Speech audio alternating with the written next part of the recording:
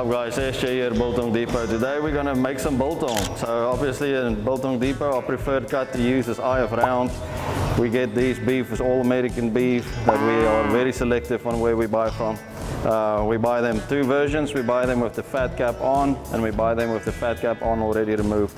So this will be our lean biltong. This will be our original biltong with fat will be coming out of these. So I'm just going to go ahead and trim this guy up.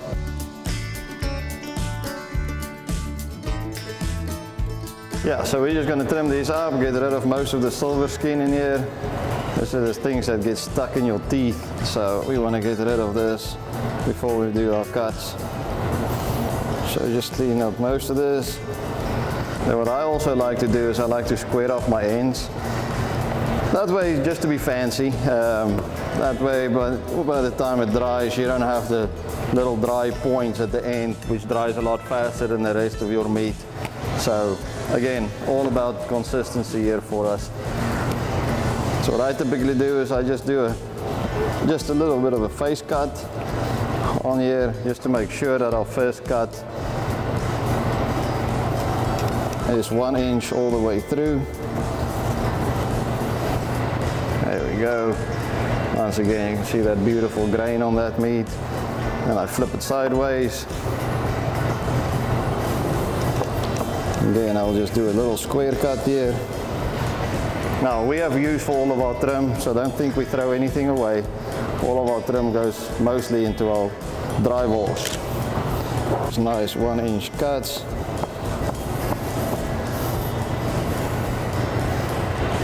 That beautiful fat cap there. Always a nice thing about cutting meat, it's like you can already tell it's going to be a good one. This is going to be a good one.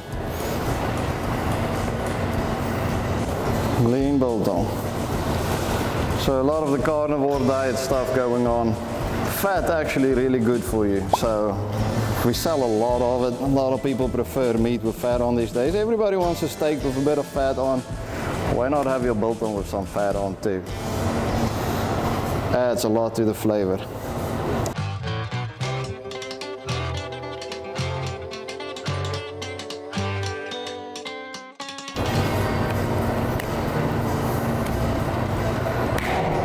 So, lean biltong, original biltong with fat. We're going to cut up several of these and then I'm going to show you guys just how simple it is to spice this. So biltong originated in South Africa way back in the day when they learned how to preserve meat. And rumor has it, how it started is that they used to use quail. It didn't start with any venison, it didn't start with beef, it started with birds. Now of course quail meat is red meat. You can only make biltong with red meat safely. We obviously USDA inspected facility. We get inspected every day to ensure food quality. So we haven't ventured into the white meat market yet. But back to the story, red meat. So quail, back in the day, they used to take the breasts of the quail they hunted and they just throw it in a brine solution, and they would use water and salt, and they would add salt to water until the egg basically starts floating. That way they could tell that the salt content was right in their brine solution. They dumped the little quail breasts in there, left it in there for a day, hung it up to air dry. So that's how it started. Well, that's how rumor has it at least. It does make sense though. If you look at the salt quantity that we use in making biltong, it's pretty much the same as a brine solution that you would use, which is just a salt water. We obviously don't add any water to ours. It's all dry spices these days. Come a long way since back in the day when they started making this stuff. And we felt the need to introduce it into America. This is just old school jerky making really. If you look at the history of jerky, it's pretty much the same all across the board. It's meat, salt, and it's got dried or smoked, whichever method they prefer. For us, we don't do any cooking. So all of our stuff is air dried. When I say air dried, it means that we literally just hang this meat in a controlled environment and we just use airflow, no heat, and obviously keeping our temperature and humidity to levels where we need it to be for sufficient drying time and to not have any mold. So controlled environment, again, we're USDA facility, so we are inspected every day to make sure our quality stays the same across the board. All right, there we have it.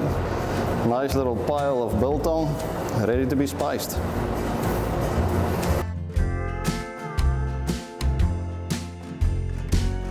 So coriander seeds is what makes biltong. It gives it a nice flavor. We use toasted organic coriander. It's just the best coriander out there. You don't want any fast growing coriander. Nice and toasty, you can see the brown color on there. This brings in a lot of flavor.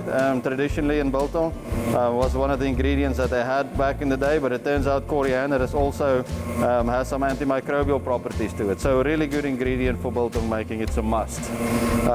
Old school, so we got our little hand cranking coriander. You just want to crack it, you don't want to grind it up. So we just use little hand cranking grinder, and that really brings out the flavor. Our three main ingredients: salt, pepper, cracked coriander. We'll give this a little mix.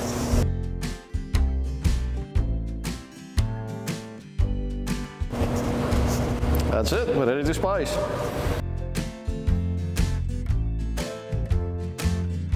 I'm layering this in this seasoning. We do a little bit of vinegar and our salt, pepper and coriander mix. You don't need much vinegar. Just enough to cover the surface a little bit.